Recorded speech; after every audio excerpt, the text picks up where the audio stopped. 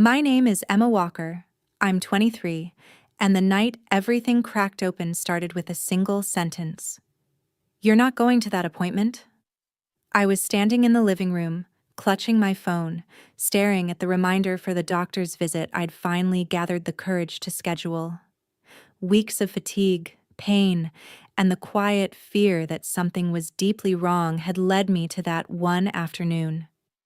Before I could even breathe, my sister stormed in, glitter in her hair, costume hanging perfectly, eyes blazing with entitlement I'd grown up tiptoeing around. "You're coming to my show," she spat, like it was a fact of nature. I kept my voice low and even. "I already booked a doctor's visit. It took me months to get this slot. I'm not canceling." For a heartbeat, the room went dead silent. Then a glass exploded against the floor, shards skittering past my feet. Her shout followed, sharp and vicious. "You're not going anywhere!" My parents rushed in, taking in the broken glass, my sister's shaking shoulders, my rigid posture. They didn't ask what happened. They didn't ask how I felt. "Why are you making trouble on her big night?" My dad snapped. "Your little health scare can wait. Her future can't." My mom folded her arms, her stare ice cold. "Stop being dramatic. Your sister's show matters more than some appointment." In that moment, something inside me twisted so hard it nearly snapped. Why was my health always the first thing sacrificed on the altar of everyone else's dreams? I swallowed, forcing my voice not to shake. If I don't take care of myself now, there might not be a future for me at all. No one moved. No one softened. I stepped back from the broken glass, from their expectations, from the version of myself that always surrendered. I walked out of the room quietly, but what shattered that night wasn't just a glass. It was the last bit of blind loyalty holding me in place, and they had no idea how much their world was about to change. Before I tell you what they said next, and how everything they depended on started to fall apart after I walked out, tell me, what time is it for you right now, and where are you watching from? I'm curious to see how far this story about family, health, and hard choices will travel. Back in my room, the echo of breaking glass still rang in my ears, but anger had settled into something colder, sharper. I sat at my desk pretending to touch up a painting while my hands trembled over the palette. The notification for my appointment blinked again on my phone like a tiny lifeline. For years, I'd been the one running lines with my sister, sewing last-minute costumes, fixing her makeup, holding her emotional breakdowns together before every performance. Tonight, I was supposed to be the quiet shadow in the wings again, but I couldn't shake the throbbing in my side or the way my body had been begging me to slow down. A knock sounded on my door, short and impatient. Before I could answer, the handle twisted, and my sister's silhouette filled the frame, followed by the distant murmur of my parents downstairs. "Are you seriously still going to that appointment?" she demanded. "Do you even care what this show means?" I stared at the glittering clutch sitting on my bed, the one I usually packed with her backup USB, sheet music, and emergency makeup. I'd already slipped the tiny USB drive with her show tracks into my own pocket when I came upstairs, more out of instinct than intention. "I care," I said slowly, standing up. "But I care if my body is falling apart too. I've been dizzy for weeks. I can barely sleep. Something's wrong." She rolled her eyes, frustration twisting her features. "You're just looking for attention. You always pick the worst time to be sick." Was it really so hard for them to believe this wasn't an act? That my pain wasn't a prop in their show? "When have I ever asked you to skip anything for me?" I countered. "You want me in the audience. You want me backstage. You want me fixing everything when it goes wrong. But the second I ask for 1 hour to take care of myself, I'm selfish?" Downstairs, I could hear my parents talking about call times and guests, not once mentioning my appointment. The same script we'd always followed. Her first, me last. The knot in my chest tightened until it burned. I grabbed my bag and slid my phone inside, feeling the small, hard shape of the USB at the bottom. I hadn't decided yet what I was going to do with it, but I knew one thing. I wasn't spending another night cleaning up their chaos while my own body begged for help. I sent a quick text to Mia. "Can we meet? I think I'm about to do something my family will never forgive." As her typing dots appeared, I glanced at the time. The clock was ticking toward my appointment, and for once, I wasn't the one running late for everyone else's dreams. The cafe near the park had always felt like neutral ground, a place where no one knew me as the less talented sister, just a girl with paint under her nails and a sketchbook in her bag. When I pushed open the door, the smell of coffee and warm pastries hit me, wrapping around the panic in my chest like a soft blanket. Mia was already there, waving from a corner table, concern etched across her face even before I sat down. "You look like you just walked out of a war zone," she said quietly. I let out a humorless laugh. "In a way, I did." I told her everything in one long rush: the appointment, the glass shattering, my parents calling me selfish, the way my sister insisted her show mattered more than my health.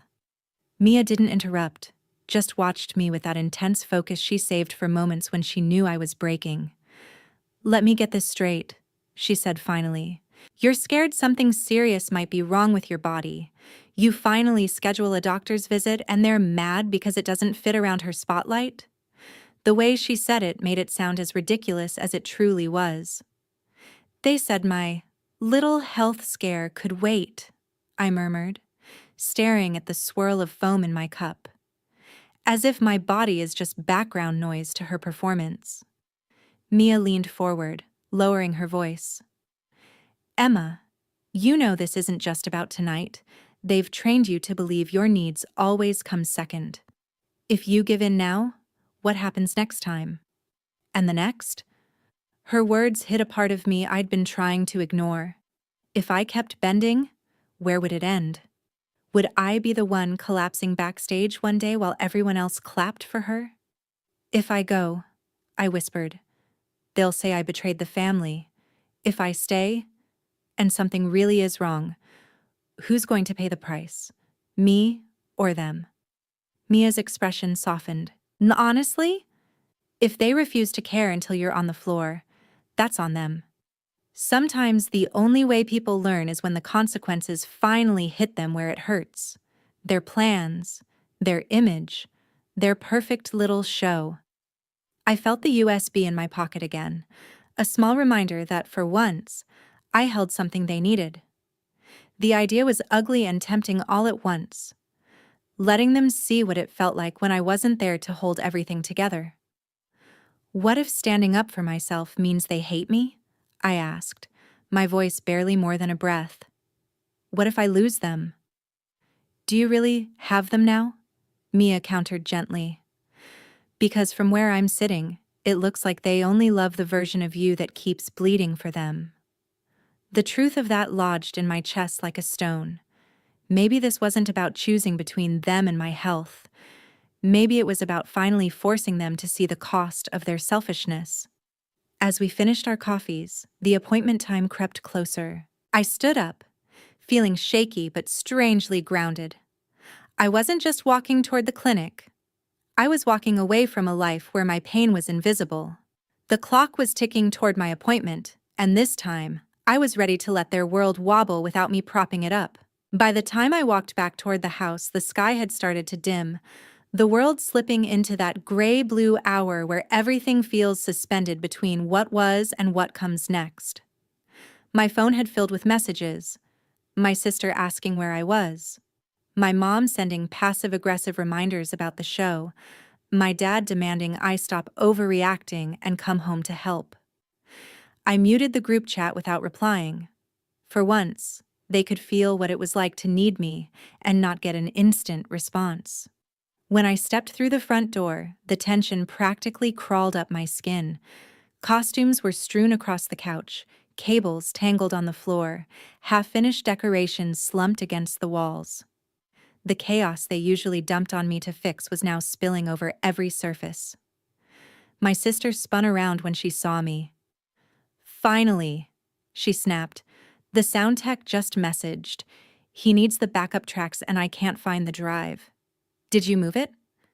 My fingers brushed the USB in my pocket. I kept my face neutral. "I told you earlier, I have a doctor's appointment. I'm leaving soon."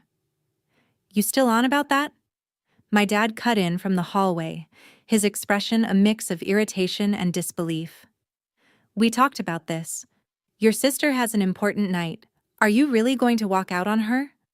Heat flared in my chest, but this time it wasn't just rage, it was clarity.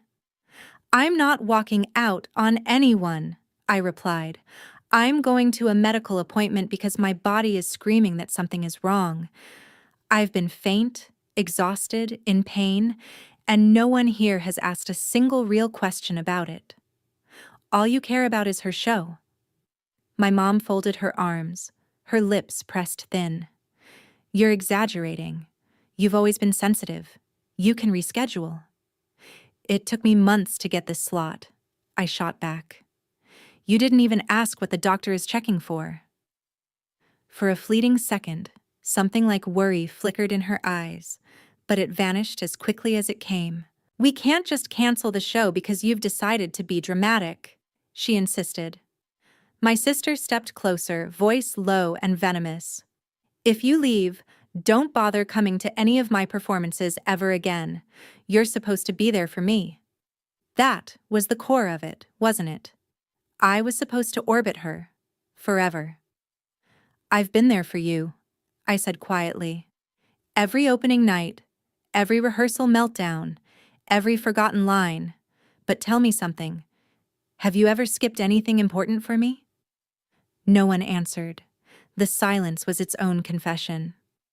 "You're really choosing some appointment over your own family?" my dad demanded. "No," I replied, feeling something solid lock into place inside me. "I'm choosing not to abandon myself anymore." Their faces hardened, a wall I knew I couldn't climb. Maybe I didn't need to. Maybe it was time to stop begging for space in a house built around someone else's spotlight. I adjusted the strap of my bag, the USB still tucked safely away. If they wanted their perfect night so badly, they could figure out how to keep it running without the person they'd treated like a backstage prop. With a surge of courage pulsing through me, I turned toward the door, ready to let their choices finally catch up with them. The hallway felt narrower than I remembered, like the house itself was trying to press in and keep me from leaving. Family photos lined the walls in mismatched frames. Birthdays, holidays, school events. In almost every one, my sister stood front and center, smiling confidently, while I hovered near the edge, slightly out of focus, filling empty space. It struck me, in a bitterly funny way, that those photos were the perfect metaphor for my role in this family, present but peripheral, necessary but never highlighted. My fingers grazed one frame as I passed, a picture from years ago, my sister in a ballet costume, my parents beaming on either side of her. I was in the background, hair in a messy bun, still in jeans and a paint-splattered t-shirt, holding a garment bag and a water bottle. I remembered that day with sharp clarity. Her shoes had broken right before the performance, and I'd sprinted across town to buy a new pair. No one had thanked me. They'd just said, "Good thing Emma was here," like I was a fire extinguisher pulled off the wall in an emergency. My dad's voice snapped me back to the present. "Emma," he barked, footsteps heavy behind me. "Don't walk away from this conversation." I stopped at the front door, my hand curling around the handle. My heart was hammering so loud I could hear it in my ears, but underneath the panic was something new, a thin, trembling line of resolve. I turned slowly to face them. All three of them stood in the entryway. My dad with his arms crossed, my mom with her lips pressed into a tight line, my sister still half in costume, eyes wide and glassy with indignation. If you walk out now, my dad said, don't expect us to be waiting with open arms when you come crawling back. You're choosing to burn this bridge. I'm not burning anything, I replied. I'm just refusing to set myself on fire to keep everyone else warm. My mom scoffed, the sound sharp. You've become so dramatic, she said. All this talk about sacrifices and pain. You're blowing everything out of proportion. Am I? I asked. My voice shook, but I didn't soften it. Because from where I'm standing, I see a girl who's been dismissed every time she said she was tired or dizzy or hurting. I see a family that only pays attention when she's useful. I see a house where events and performances and appearances matter more than the fact that someone living here might be seriously ill. If that's dramatic, then maybe the reality is worse than I thought.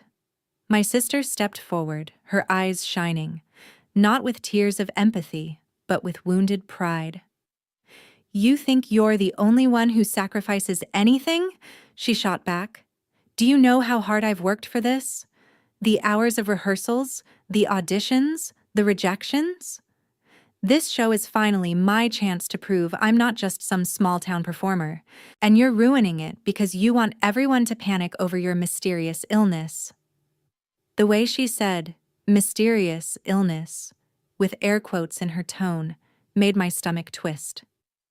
You're right, I said quietly. You have worked hard, I've seen it. I've helped you through it. I've been there for every late-night breakdown, every costume emergency, every time you thought you weren't good enough. I'm not saying your effort doesn't matter. But why does your hard work erase my right to be scared for my own health? Why does your dream mean my pain has to wait? Because tonight is important, she insisted, as if that were the most obvious thing in the world. There will be agents there, people with connections.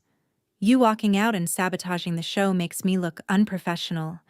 It makes our family look unreliable. There it was again, the word sabotaging, like I was the one who'd thrown glass, like I was the one demanding someone else ignore their health for my benefit. You're worried about how you look, I said slowly. I'm worried about whether I'm sick.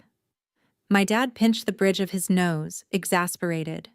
We've heard enough, he said. You're not dying. You're not on your deathbed. You're going to a routine appointment with some tests. That's all.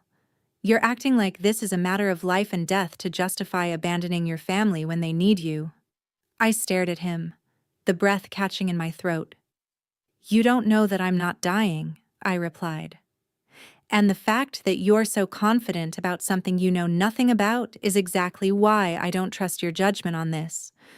You're not a doctor. You haven't asked about my symptoms. You haven't listened. You just decided it's not serious because acknowledging the possibility that it might be would inconvenience you. My mom's eyes glistened for a moment, but instead of letting whatever feeling was behind that show, she swallowed it down and said, You're twisting our words. We just don't want you catastrophizing. You have a tendency to blow things out of proportion. You've always been sensitive.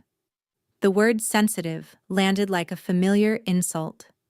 Sensitive when I cried as a kid because my stomach hurt. Sensitive when I complained about headaches that wouldn't go away. Sensitive when I said I felt overshadowed, unheard, small. Maybe I am sensitive, I said. Sensitive enough to feel when something's wrong inside my own body. Sensitive enough to know when I'm being treated like a tool instead of a person. Sensitive enough to finally stop pretending it doesn't hurt. My sister's phone chimed again. She glanced at it, then looked back at me, panic bleeding into fury. The organizer wants to know what's going on, she hissed. He says if we can't get the track sorted, they'll have to cut my second number. Do you even understand what that means? This could ruin future opportunities. This could follow me. You know what else could follow someone? I asked softly. The guilt of knowing they guilted their own sister into skipping a potentially life-saving appointment. Imagine if the doctor told you months from now that they could have caught something earlier. but she didn't come in because her family convinced her a show was more important. Would you be able to live with that? For the first time, genuine fear flickered across her face. But it wasn't for me. It was fear of being blamed. Fear of looking like the villain in someone else's story. "You're manipulating," she whispered, "trying to make me feel guilty to justify what you're doing." I almost laughed, but the sound died in my chest. "I don't have to make you feel guilty," I said. "Your own conscience will do that if you ever decide to listen to it." My dad took a step closer, lowering his voice like he was delivering some final decree. "This is your last chance," he said. "You hand over that USB, you stay and help us get through this night, and we'll talk about your appointment afterward. Maybe we'll even go with you next time. But if you walk out now, you are making a choice to put strangers and doctors ahead of your own blood. And don't expect there to be no consequences." A chill ran through me. There it was, plain and simple. Their love was conditional. It depended on my cooperation, my compliance, my willingness to erase myself for their convenience. "You keep talking about consequences," I said softly. "But the only consequences you seem afraid of are the ones that affect your reputation, her performance, your image as supportive parents. What about the consequences to me if I ignore this? If my body is screaming and I tell it to shut up because my family thinks I'm being dramatic? Whose job is it to live with that outcome? Yours or mine?" No one answered. The silence was suffocating. Somewhere in the back of the house, a timer beeped in the kitchen, then went quiet when no one turned it off. I looked at each of them, one by one, memorizing their faces in this moment. My dad's stubborn anger, my mom's brittle denial, my sister's frantic desperation. For years, I'd believed that if I just explained myself better, if I just found the right words, they would finally understand. But maybe understanding wasn't the problem. Maybe they understood just fine and simply didn't care enough to change. I straightened up, fingers tightening on the door handle. "I'm going to my appointment," I said, the finality in my own voice startling me. "You can call me names. You can say I'm selfish, dramatic, ungrateful, whatever helps you sleep tonight. But when I look back on this day, I want to know that I chose myself. That I listened when my body begged me to. That I didn't gamble my life for someone else's applause." My sister's eyes filled with angry tears. "If you leave, don't bother coming to any of my shows again," she snapped. "I won't save you a seat." I held her gaze. "You never really saved me one anyway," I replied. "You just expected me to stand backstage." I opened the door. Cool air rushed in, carrying the faint scent of rain and asphalt. Behind me, my dad muttered something under his breath. My mom called my name once. My sister let out a frustrated, wordless sound. I didn't turn around. I didn't apologize. I didn't try to soften the blow. I stepped outside, closing the door gently, not slamming it, not making a scene. Because the real impact wasn't in the noise I made leaving. It was in the empty space I left behind.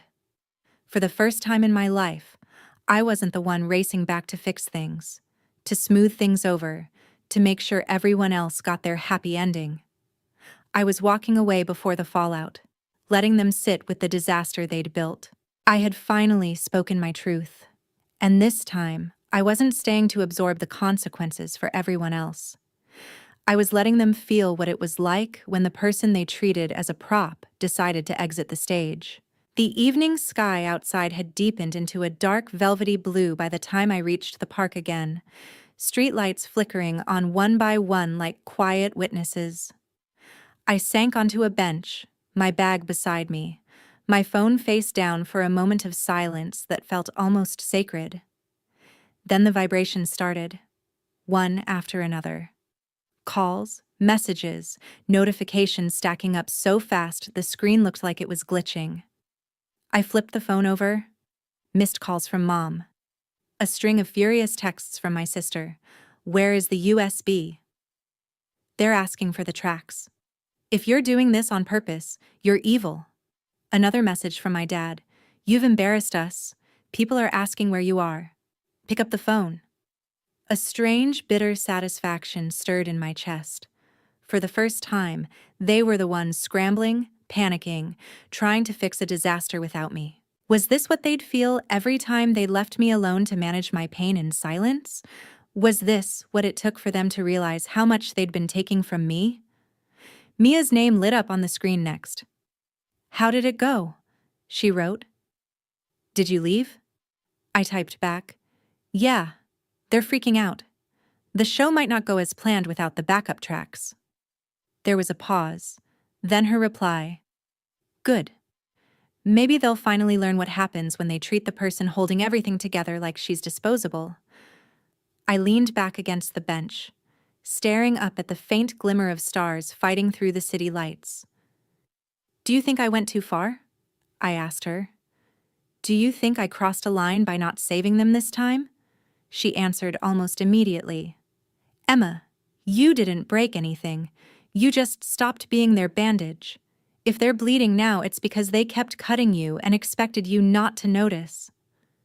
Her words settled over me like a heavy truth. Maybe this wasn't revenge in the dramatic movie-style sense. Maybe it was just balance. A shift in gravity after years of being tilted their way. The next morning came too quickly. I hadn't slept much, my mind replaying everything. The glass, the shouting, the way my sister's voice shook when she realized I wouldn't fix the crisis for her. But beneath the fatigue, there was a quiet, stubborn calm. I dressed for the appointment, each small action a reminder that I was choosing myself, tying my shoes, grabbing my bag, checking the address. My phone buzzed again as I headed toward the clinic. This time, it was a message from the show organizer, a woman I'd met only a few times. Hey, Emma. I heard there was some drama last night. I just wanted to say I hope you're okay. No performance is worth someone ignoring their health. I blinked at the screen, surprised. Had my sister told people I'd abandoned her? Or had someone else seen the way they'd been treating me?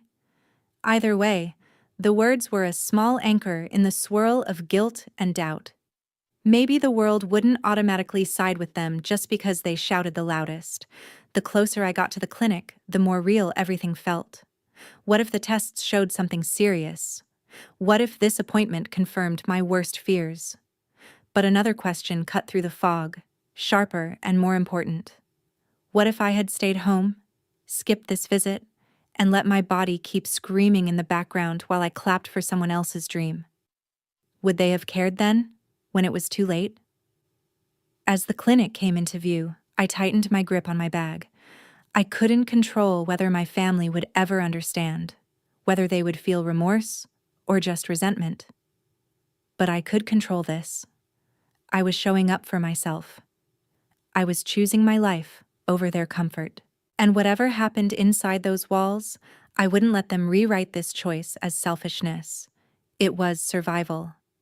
I walked through the doors, ready to face answers I'd been too scared to ask for, and for the first time, I didn't look back to see if anyone was following. The clinic lobby buzzed with the low murmur of conversations and the occasional ring of a phone, but inside the examination room, everything felt unnervingly quiet. I sat on the paper-covered table, feet dangling, fingers twisting the edge of my sleeve as I tried to slow my breathing. The sterile scent of antiseptic filled the air, wrapping around my nerves like a tight band. When the doctor walked in, Dr. Collins, according to the badge, her calm expression eased a fraction of the tension, but not nearly enough. Emma, she said gently, glancing over my chart, you mentioned fatigue, pain, and some unusual bleeding, right? I nodded, my throat suddenly dry. Saying it out loud, listing the symptoms one by one, made it all feel heavier, more real. For months, I'd minimized everything, telling myself I was just tired, just stressed, just overreacting.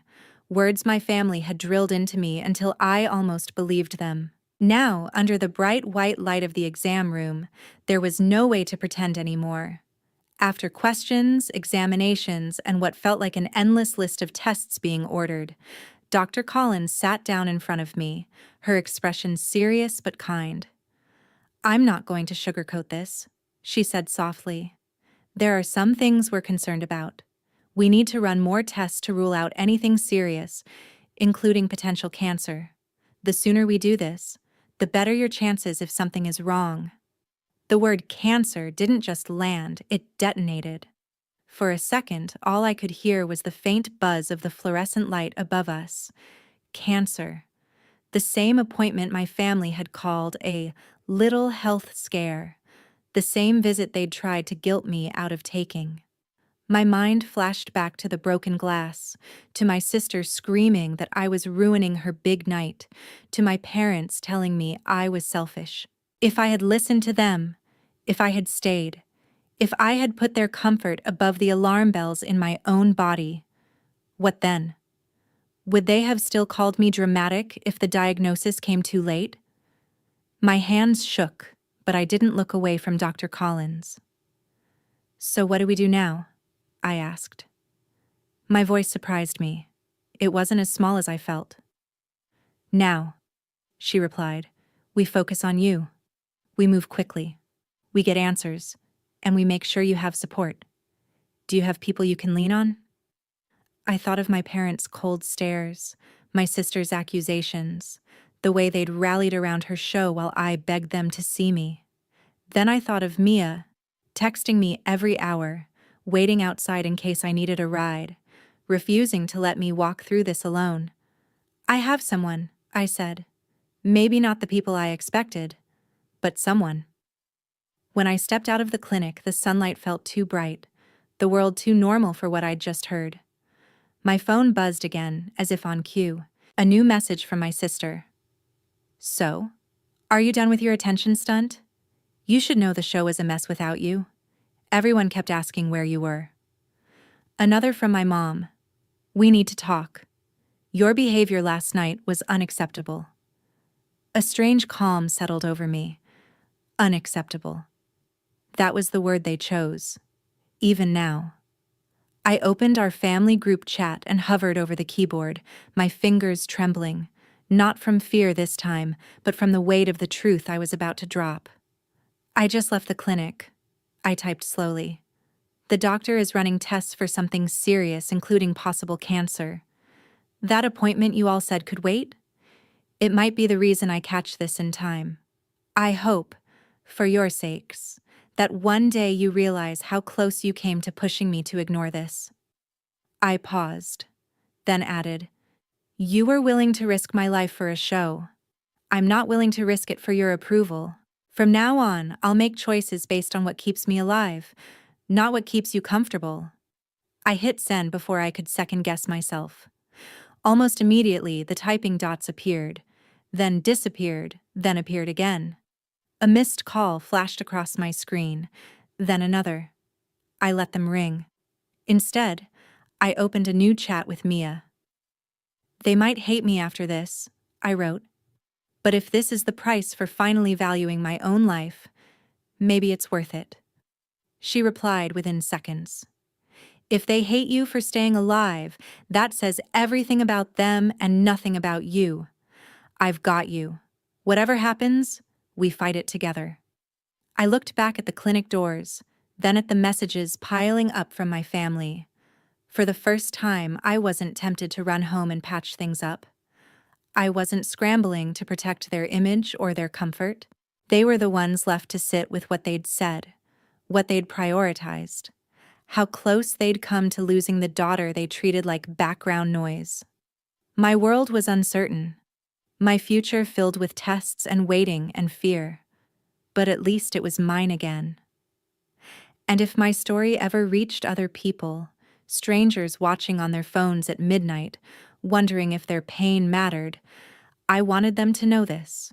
Your health is not selfish, your fear is not a nuisance, and anyone who demands you bleed for their spotlight will one day have to live with the cost of that demand. Our team at Revenge Argonne is dedicated to crafting meaningful, emotional scripts that reflect real-life struggles and hard choices. We are committed to reminding viewers that these are fictional stories, created purely to deliver valuable lessons and positive educational messages. This script highlights the importance of self-respect, setting healthy boundaries, and listening to your body, even when family pressure feels overwhelming. It encourages viewers to value education and seek valuable knowledge about health, emotions, and relationships. Through Emma's journey, the story reminds us that true love and family should protect our well-being, not demand that we sacrifice it.